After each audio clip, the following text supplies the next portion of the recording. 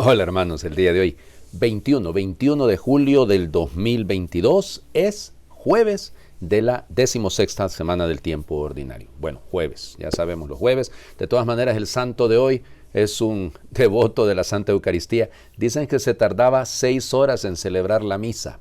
6 horas. ¿Cómo les queda a todos aquellos que se quejan de cuando yo me paso más de 1 hora? A ver, escuchen, vayan a ver un santo, 6 horas. De hecho, incluso hablan de que más. Bueno, pero de eso les hablo adelantito, ¿no? De cómo llegaba a esta situación. San Julio César Russi, no se llama así, San Lorenzo de Brindis, porque su nombre era Julio César, efectivamente, así fue bautizado por el nombre que le puso su papá, Guillermo de Russi. Ellos eran de origen veneciano, pero se habían ido a vivir a Brindis. Él nace, de hecho, un 22 de julio de 1559, y lo que el papá decía del niño, y que todo mundo lo decía, era que era un genio. Era un genio desde pequeñito, una memoria extraordinaria, pero yo honestamente en la iglesia he escuchado muchas de estas situaciones, ¿no? Pero este es un caso, excepcional.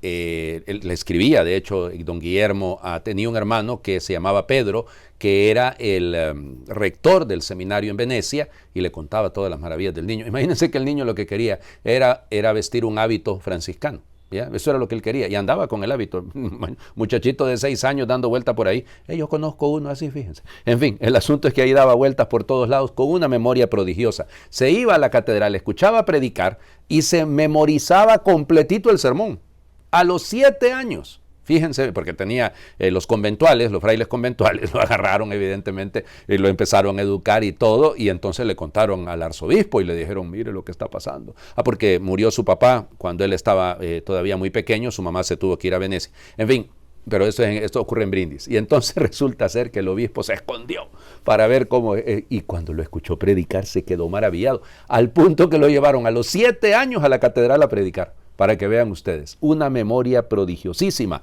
Pues se fue, como les digo, su familia, su mamá, a vivir a Venecia para estar cerca de la familia paterna. Ahí él estudia, pues evidentemente bajo el cuidado de su tío Pedro, pero resulta ser que encontró capuchinos y le llamó la atención la vida de los capuchinos, y entonces ingresó con los capuchinos. Ay, Señor Jesucristo. A ver, hizo la filosofía en Padua, pero el hombre de pocas luces hablaba perfectamente, o sea, con todos los tonos y acentos: francés, inglés, alemán, español, lógicamente el italiano, el castellano, el italiano, pues para que vean ustedes, hebreo, arameo, latín, caldeo. ¿Qué les parece? O sea, era un genio completamente, era un genio.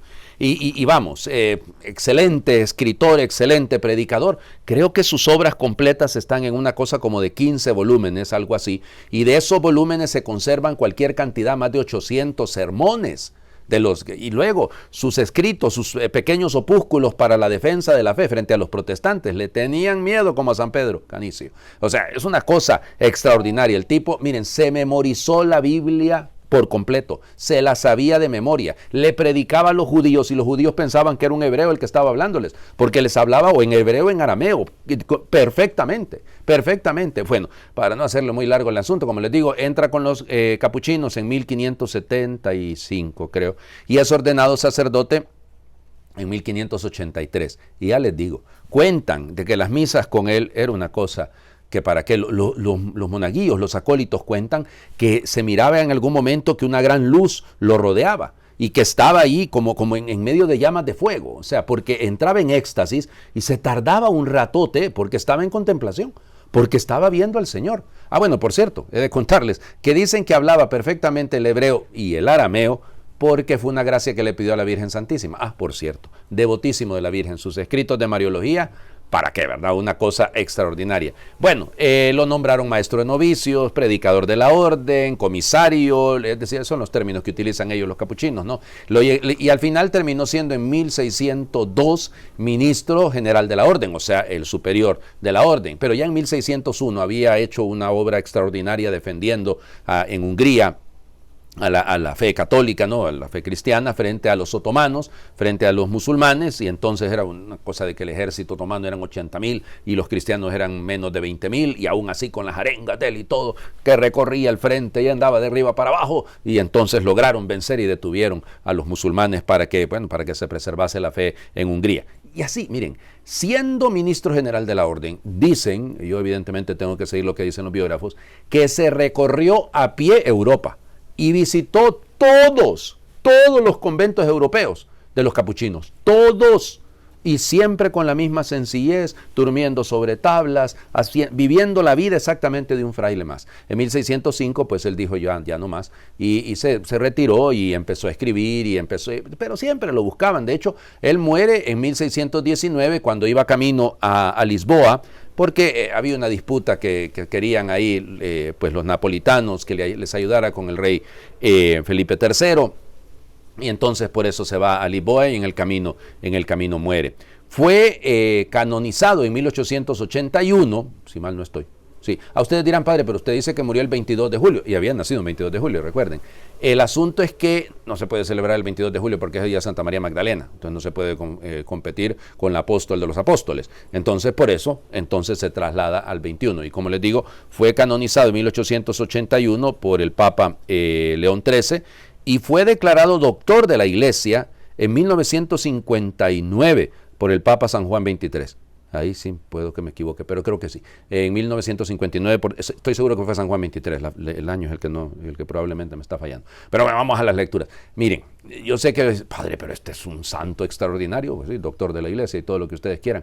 A mí lo que me encanta es que leyendo la biografía de él hace mucho tiempo porque me tocó en un examen, fíjense usted, y entonces el asunto son las disputas con los protestantes, y se enfrentó en varios lugares contra ellos, con una claridad meridiana les explicaba el por qué estaban errados, pues, allá ellos, pero hubo conversiones y conversiones, ustedes no tienen idea la cantidad de gente que se convirtió. Bueno, vamos a Jeremías, ya saben, estamos leyendo Jeremías, leemos de manera litúrgica unos pedazos del capítulo 2. En aquel tiempo me habló el Señor y me dijo, ve y grita a los oídos de Jerusalén, esto dice el Señor, aún recuerdo el cariño de tu juventud y tu amor de novia para conmigo, cuando me seguías por el desierto, por una tierra sin cultivo. Israel estaba consagrado al Señor como primicia de su cosecha. ¿Quién se atrevía a comer de ella? Cometí un delito y la desgracia caía sobre él. Yo los traje a ustedes a una tierra de jardines para que comieran de sus excelentes frutos, pero llegaron y profanaron mi tierra, convirtieron mi heredad en algo abominable. Los sacerdotes ya no hablan de Dios, y los doctores de la ley no me conocen. Los pastores han profetizado en nombre de Baal y adoran a los ídolos. Espántense, cielos, de ello, horrorícense y pásmense, palabra del Señor, porque 2 maldades ha cometido mi pueblo. Me abandonaron a mí, manantial de aguas vivas, y se hicieron cisternas agrietadas que no retienen el agua. Palabra de Dios. Te alabamos, Señor. El Señor una vez más, ¿se acuerdan que les decía? ¿Cuándo? Esta semana fue, cuando hablábamos, el lunes fue, cuando hablábamos en el libro del profeta Miqueas de los improperios, cómo se queja el Señor de cómo el pueblo lo ha ignorado, de cómo el pueblo, ¿qué te he hecho, pueblo mío? Bueno, aquí es un recuerdo, y fíjense cómo se alterna, en medio de este reclamo de Dios, hay un comentario del autor, ¿no? El Señor, Israel estaba consagrado al Señor, y nadie se atrevía a comer de él porque perecía. Es decir, pues es un comentario en medio de lo que está diciendo Dios. Interesante, ¿no? Pero bueno, vamos a lo otro. Es el Señor que dice, hombre, recuerdo, ay Dios mío, es que el pecado de Israel, como muchas veces es el gran pecado de nosotros, es nuestra memoria corta. Dicen en mi pueblo las viejitas, desmemoriados. Somos gente que rapidito se nos olvida todo lo que Dios ha hecho. ¿Cuántos de nosotros, y lo digo con mucha honestidad, no hace 2 años cuando yo estaba saliendo ya del COVID, yo me acuerdo, es decir, viviendo ese momento de conversión, porque para mí fue un momento realmente de conversión también, confrontar mi debilidad, la posibilidad de morir, claro, no me puse tan grave, pero en aquel entonces no había vacunas ni nada de esas cosas. Y entonces, claro, uno se da cuenta qué poca memoria tiene, todo lo que Dios ha hecho por uno, todo lo que Dios sigue haciendo. Recuerdo cuando eras como novia que me seguías por el desierto, pero solo fue que llegaste a la tierra prometida y te prostituiste, idolatría, esa es la prostitución, así se dice en hebreo, y te fuiste con todos los ídolos, lo que sí golpea, y es doble bofetada, ¿verdad? Los sacerdotes ya no hablan de Dios. Eso es en el siglo VI antes de Cristo, pues no, sigue siendo hoy en día, Y sorprende, porque hay algunos hermanos míos, y a mí también me pasa muchas veces, que terminamos hablando de cosas que no son el Evangelio. Una cosa es aplicar el Evangelio, eso es diferente, ¿no? Y eso ya no le gusta sobre todo a los poderosos de este mundo, a los políticos, que son los politiqueros baratones esos que nos encontramos en todos los países. Ay, sí, la iglesia, que está para acá, sí, cumplir el Evangelio, hablar en conciencia, eso es diferente, ¿no? Pero no nos volvemos reporteros de fútbol o de política o del mundo, no, sí, eso no es lo nuestro. Una cosa es que la palabra, insisto, ilumine estas realidades, no sé si el fútbol, pero digo, que ilumine estas realidades, y otra cosa es que realmente dejemos de hablar de Dios. ¿Y por qué no hablamos de Dios? ¿Por qué no hablamos con Él? Y sobre todo, ¿por qué? ¿Por qué no lo escuchamos? ¿Se acuerdan? Mi padre y mis hermanos son... Pero no mi padre, mi madre y mis hermanos son los que escuchan la palabra y hacen su voluntad, la ponen en práctica, dice Marcos. Mateo decía, y cumplen su voluntad. Bueno, ahí está el problema. Nosotros no queremos ser discípulos. Y al perder el discipulado, entonces, y fíjense, 2 pecados tiene mi pueblo. Qué belleza. 2 pecados. Me han renunciado a mí, me han rechazado a mí, fuente de agua viva, y se han hecho cisternas agrietadas, aljibes, se dice literalmente, aljibes agrietados. Pues sí, por donde sale todo se pierde la gracia, porque nos hemos vuelto una iglesia de conservación. Hemos guardado el agua, no una fuente que fluye, no es una palabra que se comparte, sino una palabra que se conserva. Y entonces hacemos muchas veces pastoral de refrigeradora, para cuidar lo que ya tenemos, para cuidar en un freezer lo que ya hay, y no existe esto. No, eso es rechazar la acción de Dios. Bueno, el Evangelio. Continuamos con la parábola del sembrador de ayer, y ahora viene el reclamo y la explicación. Mateo capítulo 13, versículos del 10 al 17. En aquel tiempo se acercaron a Jesús sus discípulos y le preguntaron, ¿por qué les hablas en parábolas? Él les respondió, a ustedes se les ha concedido conocer los misterios del reino de los cielos, pero a ellos no. Al que tiene se le dará más y nadará en la abundancia, pero al que tiene poco, aún ese poco se le quitará. Por eso les hablo en parábolas, porque viendo no ven y oyendo no oyen ni entienden. En ellos se cumple aquella profecía de Isaías que dice, ustedes oirán una y otra vez y no entenderán, mirarán y volverán a mirar, pero no verán, porque este pueblo ha endurecido su corazón, ha cerrado sus ojos y tapado sus oídos, con el fin de no ver con los ojos, ni oír con los oídos, ni comprender con el corazón, porque no quieren convertirse, ni que yo los salve. Pero dichosos ustedes, porque sus ojos ven y sus oídos oyen.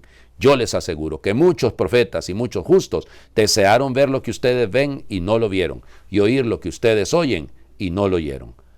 Palabra del Señor. Gloria a ti, Señor Jesús. Ay, Dios mío, este texto es durísimo, ¿eh? Claro que lo es. Porque es que no, el tema no es que para que viendo no vean, para que oyendo no escuchen, es que no es porque viendo no vemos, es porque no queremos ver. Es muy diferente esto, ¿no? O sea, la pedagogía del Señor, que Él se basa en utilizar, como les diría, pues estas parábolas, porque la pregunta de los discípulos es legítima, ¿no? ¿Y por qué no les hablas claro, Señor? O sea, esto de utilizar las parábolas, pues hombre, algunos entienden y otros no entienden, y nos sigue pasando, nos sigue pasando, porque hay que tener un corazón sencillo para captar esto. Nosotros somos los complicados, el Evangelio realmente no lo es, el Evangelio es un reclamo, ayer era, la palabra es la semilla que se esparce y depende del terreno, pues dígame qué dificultad tiene eso. Pero yo no quiero entender, claro, porque de repente soy un terreno medio pedregoso, un zarzal ahí que está con un montón de preguntas, dudas, pasiones, y entonces ahoga la palabra, pues. Pero digo, la explicación viene mañana, no la vamos a hacer mañana. No, mañana no, porque mañana es día de Santa María Magdalena, entonces no se puede leer el texto pero tocaría, no sé si me explico. Pero bueno, pero en todo caso, ya les digo, o sea, es este reclamo de parte del Señor Jesús, porque es que pudiendo ver no vemos, pudiendo escuchar y entender no queremos hacerlo. Y entonces, ojalá fuésemos capaces todos de entender que el todo radica en que seamos buenos discípulos, que abramos bien los ojos del corazón, que abramos bien la mente para captar la voluntad de Dios y dejemos de estar encaprichándonos, haciendo lo que a nosotros se nos ocurre y se nos ronca la regalada gana, pensando que eso es exactamente la verdad.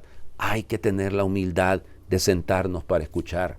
Miren, se lo digo con mucha honestidad esto, cuánta necesidad de meditación tenemos. de escuchar la palabra de Dios, de hacerla nuestra, de rumiarla, de captar, porque de primas a primeras no lo vamos a entender.